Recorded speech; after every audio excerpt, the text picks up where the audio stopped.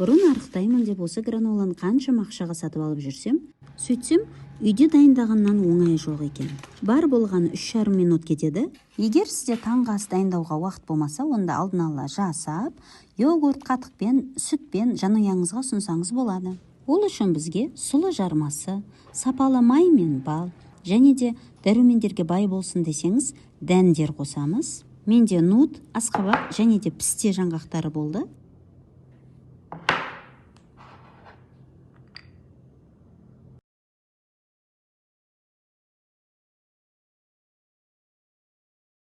Ең әуелі чашаға май мен балды қосып ертеміз.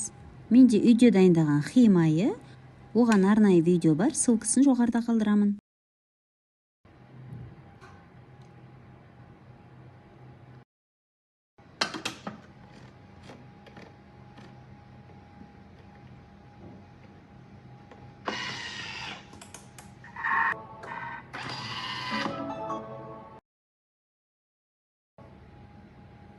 Енді оған сұлы және де дәндерді қосып, жақсылап араластырамыз.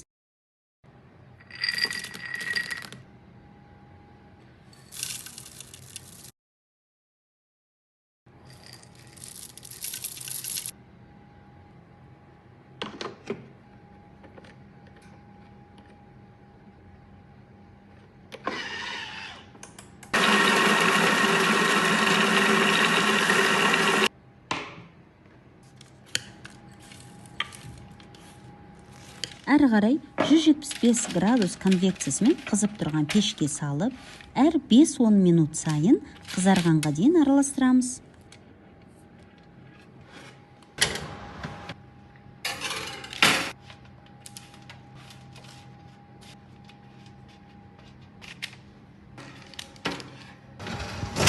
Граноламыз дайын. Кейіннен оған шоколад, мүйіз қоссаңыз болады.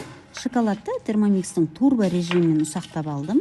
Осындай қытырлаған гранола шықты. Бұл иммунитет күшейтеді, ұзақ уақытқа тоқтық сыйлайды. Арықтаймын деушілерге тапсырмас тағам. Видеоны арықтай алмай жүрген жанға жіберіңіз.